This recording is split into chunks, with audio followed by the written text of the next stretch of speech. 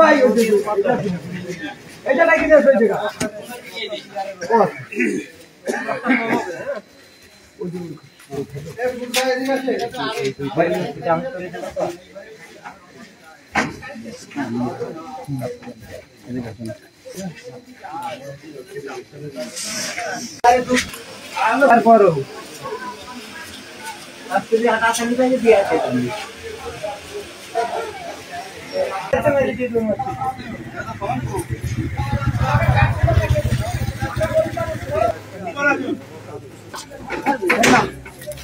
এখন মাথায় করে মারতে হবে আমি মারতে